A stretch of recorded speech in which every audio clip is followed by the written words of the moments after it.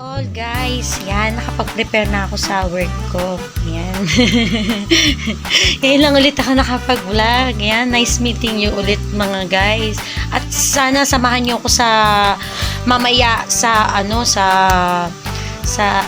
sa labas kasi meron kaming pictorial doon na nakapasa ako sa pictorial. Yay!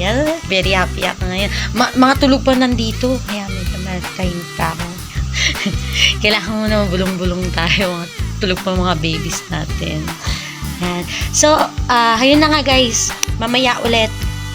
Sige, mamaya ulit. Tumato. Mamaya ulit. Siya nga pala guys, tapos na ako.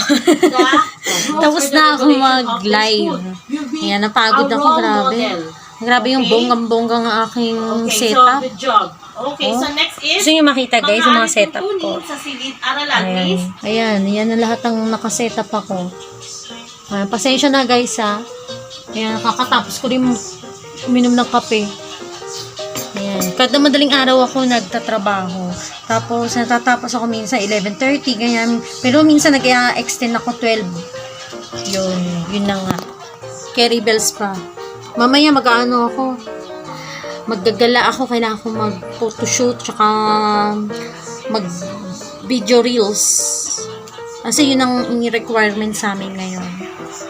Ayan. Katapos ko lang magtrabaho. Ngayon, magpapa-attendance ako.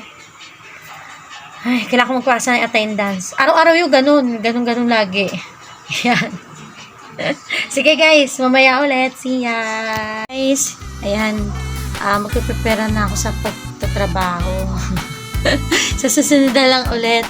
Pasensya na hindi ako nakapag-vlog kahapon kasi ang dami kong nagawa. Ang dami kong ginawa. Ayan, sige. Ito na, hanggang dito na lang guys. Bukas ulit. See ya. Bye-bye.